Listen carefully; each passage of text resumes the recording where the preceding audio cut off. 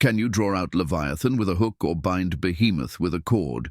Job 41:1/4015. They speak of fault lines and tectonic stress.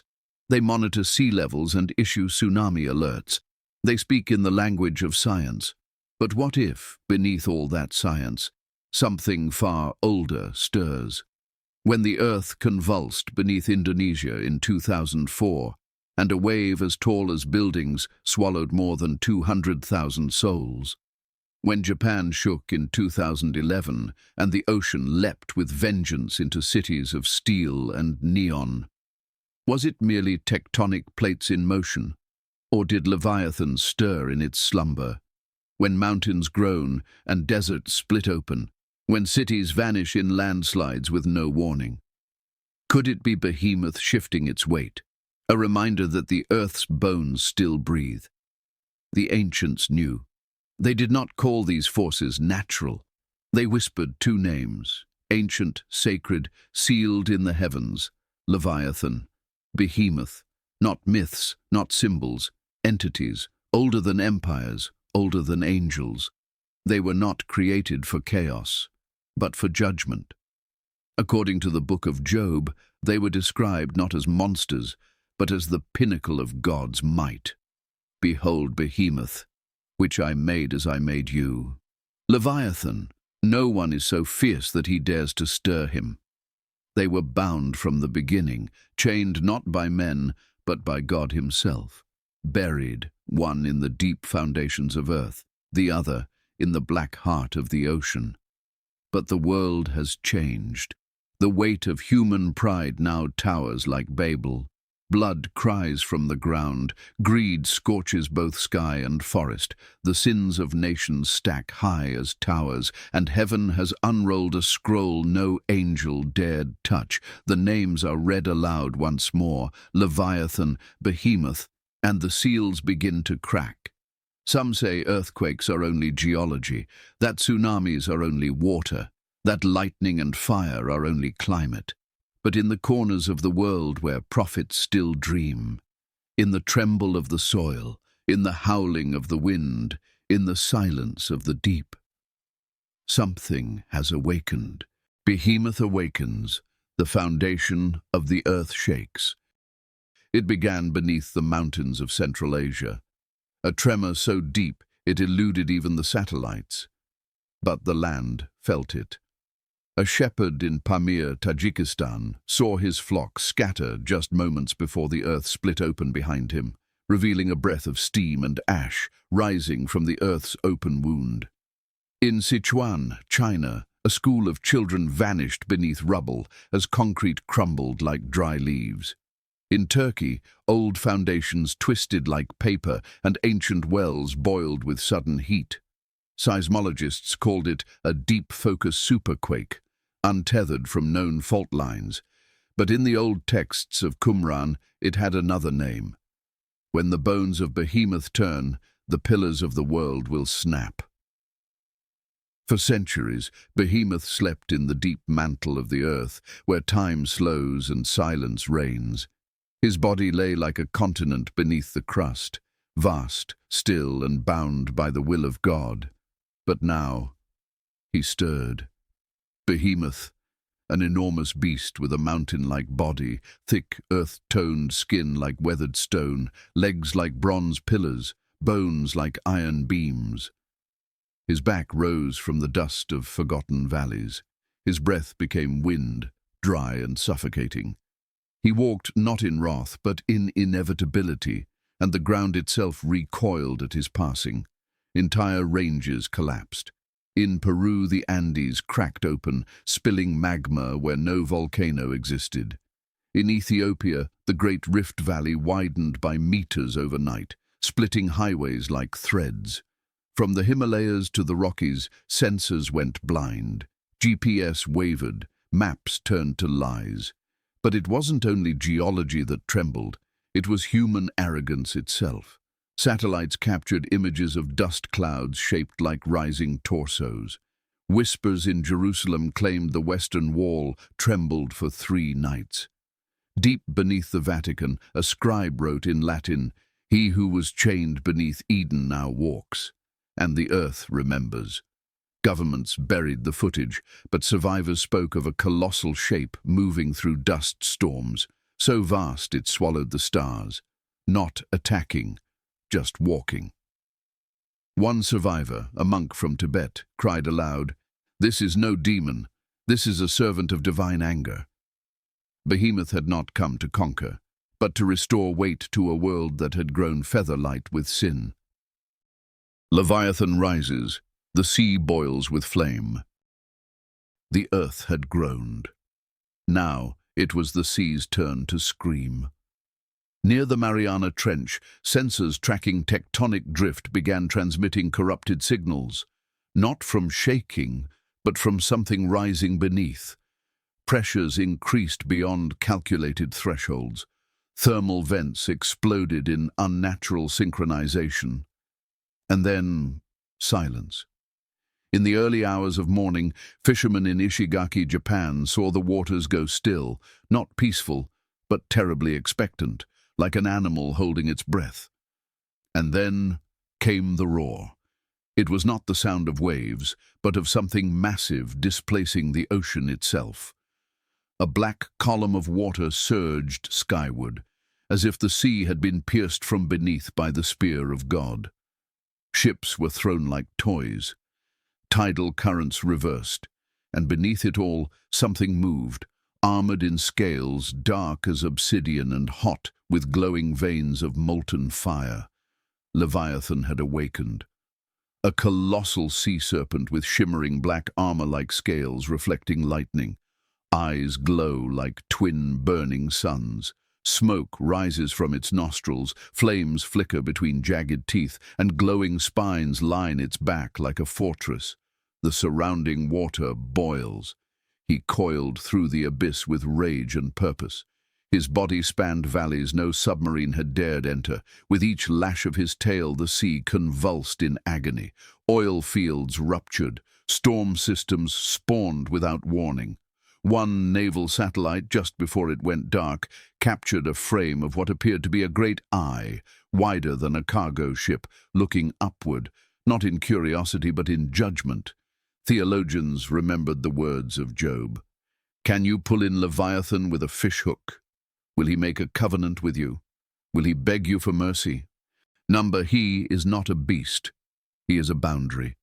Between what man can control and what man cannot. Between rebellion and reckoning. When the Indian Ocean tsunami struck in 2004, killing over 230,000, it left behind not only death, but mystery. Some survivors swore they saw something moving beneath the waves. Not a wave, one said, a spine, a serpent, watching. Governments buried the claims. The sea has always swallowed evidence well, but now Leviathan no longer waits in silence. He rises not to destroy indiscriminately, but to purge, to cleanse, to reclaim what has been tainted. As he breached the surface near the South Pacific, steam rose in towers like pillars of fire. Birds fled, whales beached themselves in terror. The sky turned an eerie crimson as if the ocean itself had begun to bleed. From every coastline, the faithful trembled, and in the hidden depths of human conscience, something ancient stirred once more. The last prophet speaks. Far from the quakes and floods, in a forgotten village carved into the cliffs of ancient Edom, an old man stirred from decades of silence. He had not spoken in 40 years, not since the day a voice in the wind led him into the high caves, where scrolls lay buried beneath dust and time. He was once a scholar, a priest, a skeptic. Now the villagers called him the mouth sealed by God. His name was long forgotten, but his silence had become legend. That silence broke when the dust of the mountains fell like rain, when the stars flickered as if unsure of their place, when the ground groaned like something beneath was rising. He stood before the trembling crowd and raised a shaking hand, and then he spoke. They have been released, not as punishment, but as prophecy, not as beasts, but as boundaries. He spoke of two ancient names inscribed in the divine tongue, names too heavy for human speech, sealed since the sixth day of creation. One bound beneath the sea, one bound beneath the soil, one born of fire, the other of stone. He turned his blind eyes to the east, where smoke met the horizon. Leviathan, the fury of divine chaos, awakened when man tries to rule the waters of spirit with vessels of pride. Behemoth, the immovable weight of judgment, awakened when man dares to build kingdoms atop the bones of Eden. Some fell to their knees, others fled. He opened an ancient scroll, brittle and near decay. Its ink was the color of blood, a prophecy older than the Psalms. In the final days, when kings call themselves gods and shepherds devour their own sheep, the Lord shall summon his buried servants, the Leviathan shall rise with fire, and Behemoth shall walk with the weight of wrath. One to unmake the oceans, one to grind down the mountains of pride, and their meeting shall split the sky. The prophet then turned, and for the first time in 4 decades he wept. You built cities on sand and named it progress. You buried altars in concrete and called it liberty. You rewrote the law and dared call it light. But God has not forgotten, and now neither have they. By morning, the prophet was gone. Only the scroll remained, smouldering yet unburned, lying where he had stood. The world responds, mankind divides. When the news broke, it came not from anchors or headlines, but from trembling satellite operators and redacted intelligence leaks.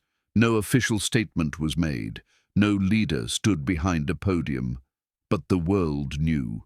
Footage leaked, grainy but real.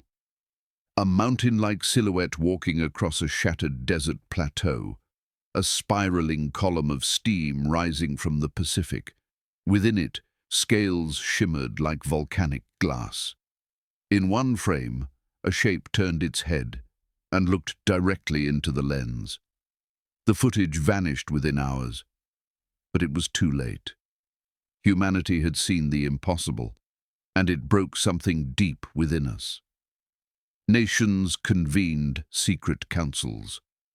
Weapons of final resort were whispered into activation. Ballistic missiles with nuclear payloads, seismic destabilizers, deep-sea warheads dropped into the trench where Leviathan had last stirred. World leaders spoke in hushed tones of Operation Eclipse, a united last-ditch strike against the anomalies.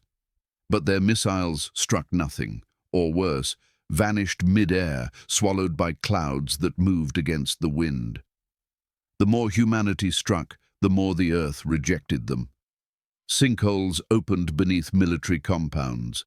Flames fell like judgment upon the oil fields. Submarines disappeared in waters once considered tame. From the ashes of organized religion, new cults were born overnight. In India, crowds gathered along rivers, singing ancient hymns to the serpent king of the waters. In Iceland, druidic circles returned to the stone, invoking the old Earth Father.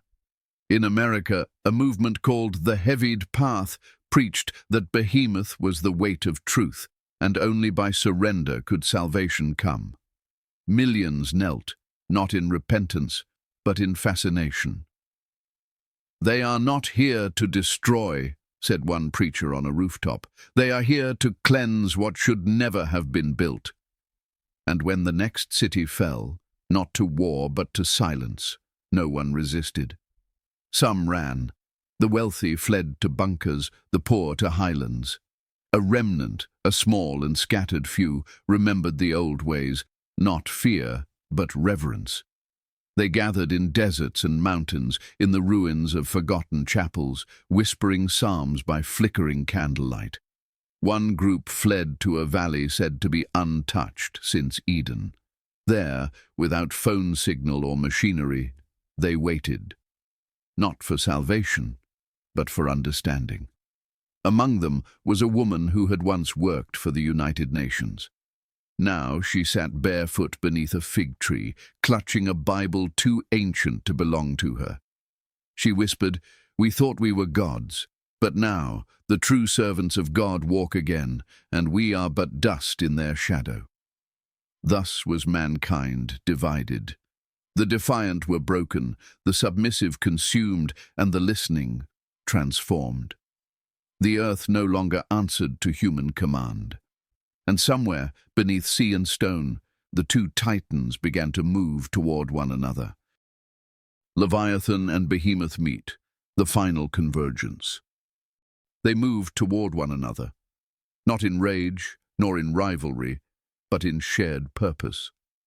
Across continents and oceans, the earth and sea obeyed an older rhythm, one not heard since creation's sixth day, when the Lord last called both by name. Behemoth advanced from the heart of the land, a living continent bearing the weight of justice upon his back. Valleys deepened in his wake, rivers reversed, forests bowed as if in mourning. The skies above him darkened, not with fire, but with the ash of awe. Leviathan surged through the broken sea, every wave a chorus of his fury, every tide a command. Tempests followed in his wake, not wild, but deliberate. They were orchestrated, as if the very oceans had remembered who ruled them before man claimed dominion.